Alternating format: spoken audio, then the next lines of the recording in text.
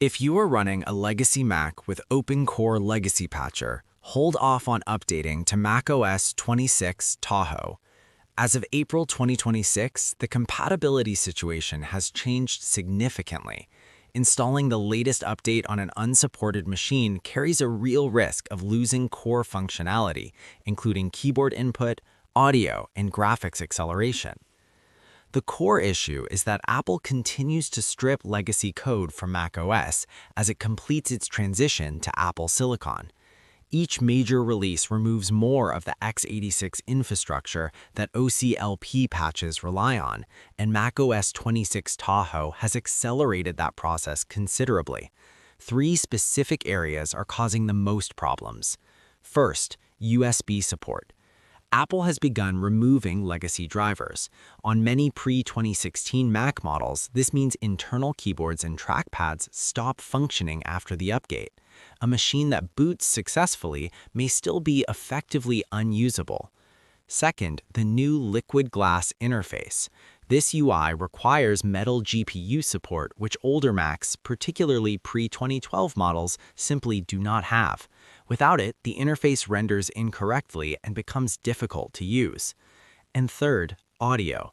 Legacy drivers, including Apple HDA.Kext, are being removed. The result is a complete loss of built-in speaker output with no straightforward path to restore it. The Dortania team has brought OCLP to a stable state for macOS Sequoia. That version remains the recommended target for most users in 2026. The jump to Tahoe is a fundamentally different challenge, and a fully stable version may not be achievable in the same way previous versions were. When the official OpenCore Legacy Patcher does not support the macOS version you are targeting, three community forks are currently doing the most relevant work: Lauabamac's OCLP mod, Masrock's OCLP plus 3.x patch set, and LZ Huang 2801. First, let's look at Lauabamac's OCLP mod. This fork is oriented towards stability and specialized hardware support. Its most notable contribution right now is updated Kext integration for Intel HD Graphics 4000 and 5000 series GPUs. Specifically, it targets the display flickering issues that have appeared in the recent macOS 15 and 16 developer betas. If you're seeing rendering instability after applying root patches on that hardware, this is the more reliable option. It also includes OMAP routing for faster kernel debug kit downloads in regions where CDN speeds are limited. Next is Masrock's OCLP plus 3.x patch set. This is the more experimental of the three. Its primary focus is pushing compatibility with the newest macOS releases. It includes custom root patches for non-metal GPUs designed to handle the rendering demands of the liquid glass UI elements introduced in macOS 16 Tahoe.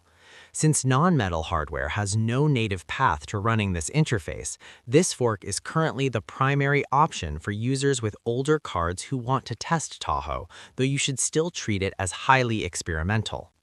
Finally, there is LZ Huang 2801. This work focuses on the lower-level integration side of patching.